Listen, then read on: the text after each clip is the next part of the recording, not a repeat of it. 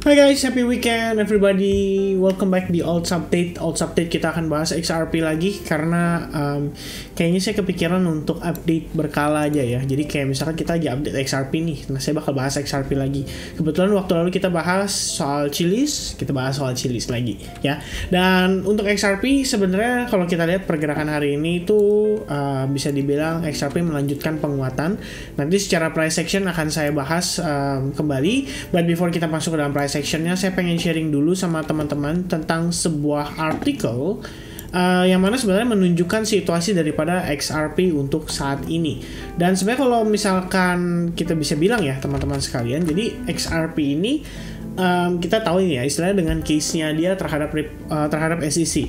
Dan di sini sebenarnya ada satu statement yang bagi saya tuh terlihat cukup menarik. Jadi di sini dikatakan bahwa Ripple tetap akan bertahan untuk memberikan pernyataan bahwa XRP itu bukanlah security, which is dianggap sebagai native token atau sebagai currency-nya daripada si perusahaan Ripple ya. While hoping for a swift resolution of the case, neither Ripple executives, community members, nor the Security and Exchange Commission are ready to concede to the other. Ripple CEO Brett Garlinghouse commented recently that the case is only a power grab move by the SEC as the regulator's argument that Ripple is a security has no merit. Nah, ini yang menurut saya menarik. Jadi bukan di sini, ini saya barusan bacain aja teman-teman ya. Nah, today's filings ya make it clear bahwa SEC itu sebenarnya tidak interested dalam mengaplikasikan hukum ya. Yang mereka mau adalah they want to remake it all in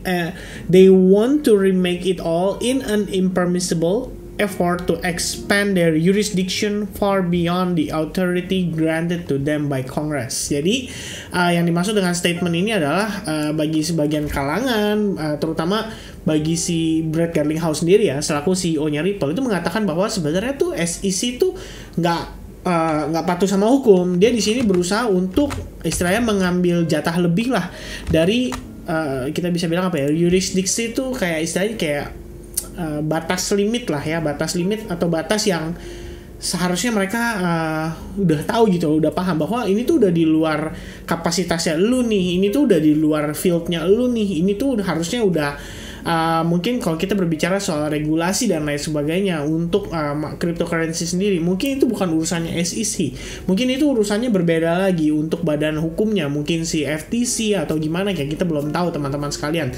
Tapi ya sebenarnya wajar karena semua bahkan para expert pun masih bingung istilahnya kayak ini tuh sebenarnya cryptocurrency tuh harusnya badan hukum yang menanggulangi atau badan hukum yang mengatur tuh yang mana gitu loh. Kalau misalnya di Indonesia kan kita udah tahu nih ada Badan Perdagangan Berjangka dan Komoditi. Kalau di luar itu mungkin CFTC. Jadi CFTC itu adalah stands for ini kalian bisa lihat ya, kita baca sama-sama ya. Apa itu CFTC? CFTC adalah Commodity Future Trading Commission. Jadi termasuk kan kalau kita bisa bilang ya hubungannya masih Komisi Perdagangan Komoditas Berjangka Amerika Serikat ya, masih mirip-mirip dengan Bapepti. Jadi saya pikir itu memang seharusnya menjadi lembaga yang membawahi hukum atau regulasi daripada cryptocurrency. Jadi di sini ibaratnya SEC ini ya terus-terusan mencoba untuk mencecer company-company seperti Ripple, Ethereum, dan kawan-kawan, sehingga mungkin suatu ketika nanti ya SEC yang akan bisa dibilang mengambil otoritasinya ya atas permasalahan regulasi. Itu mungkin yang menjadi concernnya gitu ya. Pada intinya ini yang disampaikan kalau menurut pandangan saya, ini menurut saya cukup menarik ya, karena Ripple di sini berarti dia akan fight sebisa mungkin, pokoknya nunjukin bahwa XRP itu bukan security, XRP itu adalah currency ya,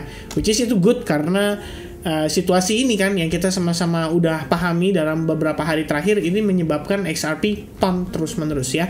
Nah sekarang kita ngelihat situasinya.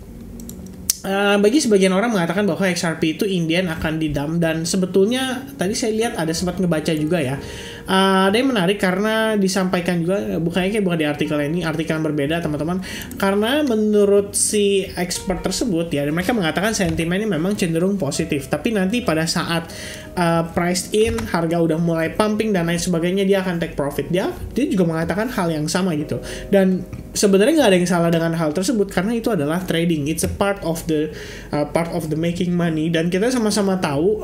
Jadi buat sebagian orang yang kemarin sempat bilang kayak, aduh jangan berhamburan dulu deh, nunggu halving dan lain sebagainya, ya mungkin itu possible, memang istilahnya untuk next bull run yang benar-benar powerful mungkin kita perlu nunggu sampai halving berikutnya. Akan tetapi yang namanya sentimen positif untuk ngebawa maybe XRP bisa naik sampai ya range price 0,6 atau 0,7 dolar tuh kayaknya bukan sesuatu yang impossible. Itu menurut saya sangat possible untuk dicapai gitu loh. Karena memang kalau kita zoom out lagi, kalian bisa lihat dari gambaran besarnya, ini si XRP pada dasarnya itu bertahan di atas range major support, yang manakala ya major support ini harusnya mempertahankan harga untuk jatuh lebih dalam ya. Bahkan kalau kalian lihat sekilas ini tampak seperti sebuah double bottom pattern and then dia rebound.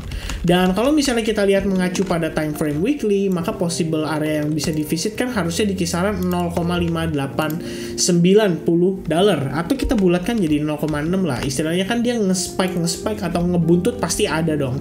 Dan di time frame daily nanti mungkin buntutnya bisa sampai 0,65 dolar, dan itu hal yang wajar aja untuk terjadi gitu loh kalau kita berbicara untuk kondisi XRP dengan sentimen positifnya saat ini. Apalagi kita bisa lihat sendiri, walaupun terakhir buntutnya lumayan panjang, tapi XRP hari ini itu bisa dibilang salah satu kripto yang gainnya lumayan signifikan ya.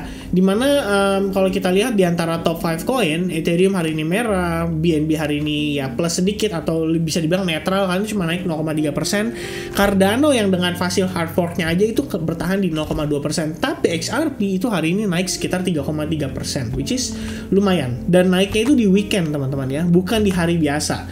Artinya memang harusnya kalau kita ngelihat dari situasi saat ini, itu mungkin sudah ada beberapa investor atau trader yang mulai tertarik kembali untuk ikut bertransaksi lagi di XRP, mengingat sentimennya terhadap SEC itu sudah mulai positif ya. Itu yang dipertimbangkan aja. Nah, lalu kalau misalnya secara hourly-nya, tadi saya sempat sampaikan melalui advance group juga, kita lihat di sini posisi market itu sebenarnya sudah A, B, C, D, E, dan kalau misalkan sudah 5 wave rata-rata di dalam sebuah triangle, itu biasanya atau umumnya next move-nya atau next wave-nya itu cenderung break, dan yang terjadi adalah ternyata break ya. Jadi kita lihat di sini comparison-nya, setelah E-wave corrective pattern, and then kita lihat dia bergerak rebound impulsif, dan setelah itu melalui proses pullback yang begitu dalam, setelah itu kita rebound kembali. Nah sebenarnya kalau kita lihat situasi kayak gini, ini sedikit tips buat teman-teman ya. Kalau kalian ngelihat marketnya breakout, habis itu balik turun ke bawah, ini bukan berarti langsung fake out, karena kita perlu ngelihat juga, perlu ngukur juga. Sekarang gini, selama triangle ini, pergerakan di dalam triangle ini ada sekitar 864 poin atau sekitar 0,08 sen ya, which is berapa tuh? Ya pokoknya lumayan lah teman-teman ya. Range poinnya pergerakannya itu adalah 864 poin. Dan kita lihat setelah dia breakout dan kemudian masuk ke pullback, itu cuma 360 poin. Dari 800 ke 300 itu kan berarti turunnya lumayan jauh, sekitar selisih 500 poinan ya, lebih kurangnya. Nah, kalau misalnya situasi ini terjadi, umumnya market itu bukan berarti dia fake out and then langsung dump signifikan. Ada kecenderungan justru dia bisa bergerak menjadi sebuah channel ya. Jadi ini sebenarnya kayak semacam kalau dia pumpingnya terlalu signifikan berarti market tuh sedang tidak trending, kemungkinan dia sideways aja, tapi sidewaysnya berubah dari yang sidewaysnya tadi flat itu berubah menjadi diagonal, kira-kira seperti itu ya. Karena kalau misalkan kita ambil maksudnya kita ambil trend line yang di bagian atas ini, ya lebih kurangnya kalau diluruskan ya ini jadilah sebuah range anyway gitu loh. Cuma bedanya adalah dari range ini kita ngelihat ya dia cenderung diagonal, dan sebenarnya naik, kita bisa bilang kalau kondisi kayak gini tuh cenderung naik terbatas ya, cenderung naik terbatas. Jadi yang perlu dilakukan oleh XRP untuk meyakinkan kita bahwa dia memang sudah siap untuk bullish adalah at least dia break dari recent high-nya di sini dan di sini ya. Jadi ada sekitar dua level, yaitu di kisaran 0,5289 dan kisaran 0,54 dolar. Kalau misalkan mau lebih better sih lebih baik 0,54 dolar yang dijadikan patokan. Jadi kalau misalkan di sini XRP benar-benar mampu break dari sana, oke, berarti kita tahu next potential target itu sudah digambarkan melalui time frame daily-nya, dan itu bisa menjadi patokan potensi target berikutnya untuk si XRP. Oke, jadi sedikit tambahan update dari saya adalah ada level resistance, ada ascending channel, dan hopefully kita bisa ngeliat XRP terus tetap positif dalam beberapa waktu ke depan. Alright, so I think teman-teman itu aja dulu untuk update-nya seputar XRP. Nanti kita akan bahas juga untuk si Bitcoin. Thank you so much for watching. I hope I'll see you guys again in the next update. God bless everyone. Have a nice day tomorrow. And cheers guys. Bye-bye.